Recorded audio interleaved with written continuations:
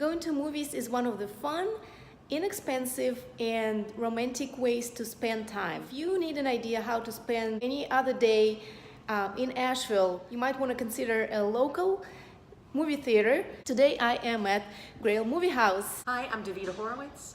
And I'm Steve White. We're the co-owners of Grail Moviehouse here in Asheville.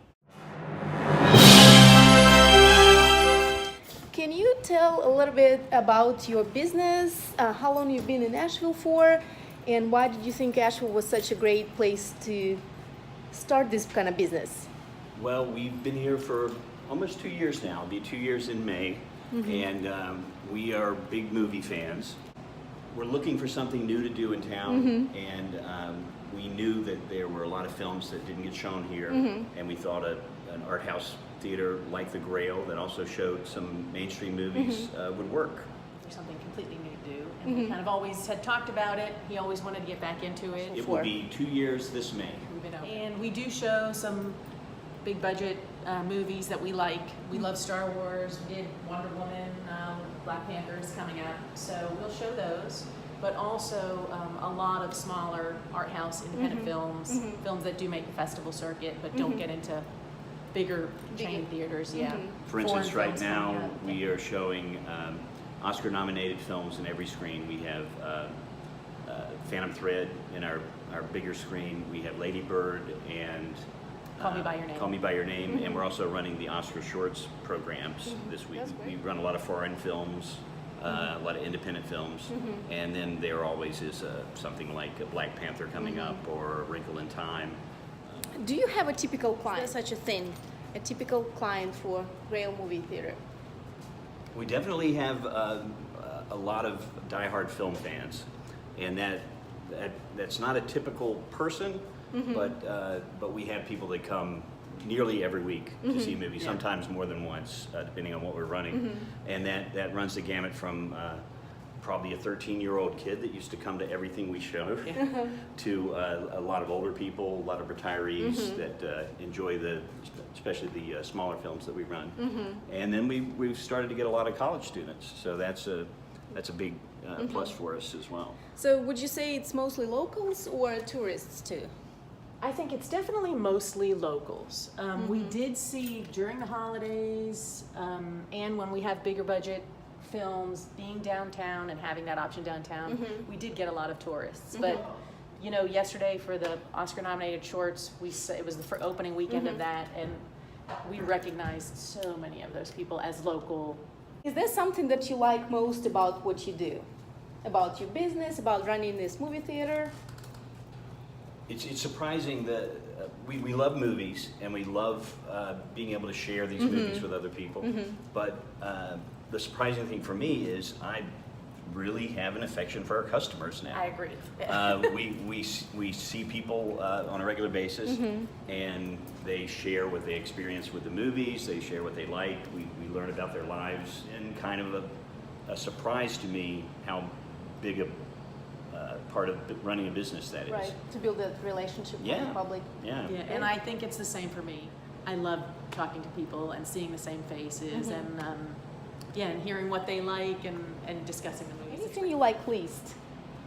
Nicole, Just problems? You know what? And things that go wrong, and if it lessens the experience, then it's stressful. You know, we want things to be good for people. Yeah, if there is something that there's a hiccup with the technology, or maybe there's a issue with one customer that's disturbing another customer, you know, we care very deeply about everyone having a good experience, and when they don't, or we think they might not, it drives us a little nuts. So, if you could imagine, if you can do what you're doing right now, if you didn't have this movie theater, what would be your second alternative? What would be your second choice? before I opened this with Davida, I was a video producer and editor of the last 10 years or so. Was mostly editing, and I really enjoyed that, but didn't interact with people as much.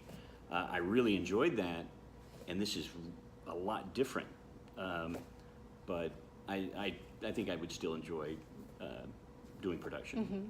Okay. What about continue to teach? Probably would be wide open for me. Yeah, I taught for a very long time, and I thought that was what I was going to do for the rest of my life. So this was a huge change for me personally, and I've loved it. Don't know what I would do. I just have to say. Asheville, you mentioned that you have a lot of people from, locals who come here, especially this place being so close to downtown and all the touristy attractions. Why do you think Asheville attracts so many people from all over the country? The people who love Asheville really love Asheville. They want to support each other. I mean, other businesses in town have been amazing. It's been amazing to make friends with other people and see what other people are doing to help each other and help each other locally. That's part of the reason people like to come to Asheville is one, the variety of restaurants, and almost everyone that you want to go to is a locally owned business and run solely by the creativity that those people bring. And then it's just the history of this town. It's really a unique city in the South to be as old as it is and as preserved as it is with the architecture. If you could describe Asheville in one word, what would that be? But home is probably the easiest one. Yeah. Aww, That came up. This is the second time it comes up. Yeah? This word. eclectic. Eclectic. That came up before. So for anybody who's looking to visit your place and have some great movie experience, how do they go about it, and how do they find showtimes? Where do they purchase tickets? Parking? Where are you located? Well, we're located just at the west edge of downtown on South French Broad. We have free parking, which is unheard of in downtown Asheville. So there's parking, is free 2-hour parking along the street.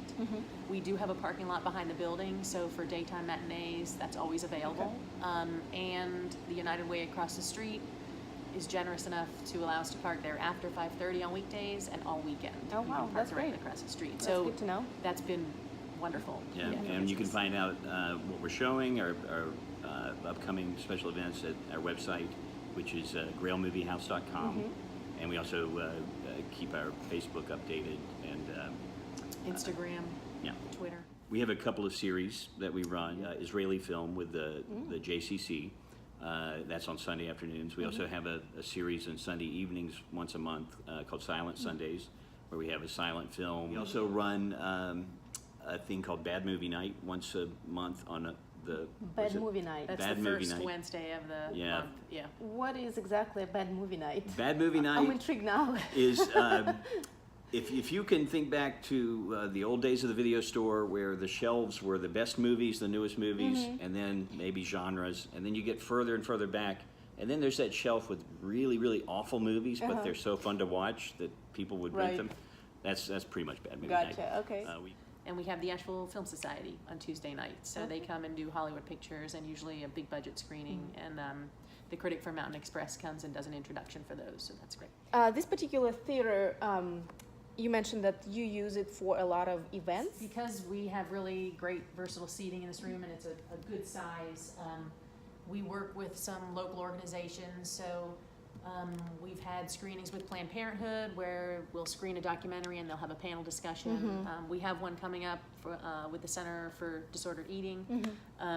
They'll be showing a film and the directors will be having a panel discussion also. So we do a lot of events like that in this room and work with some other We've had local community groups. filmmakers Skype in before, so we showed Michael Moore's Trumpland last year before the election. And then Michael Moore Skyped in and took questions from the audience. Wow, that's great. This was literally like a week before the election, right? Yeah. Thank you so much for taking time to chat with me today. I'm excited, and I hope that even more people will get on board and come visit you and become regulars and become part of your audience. Thank you.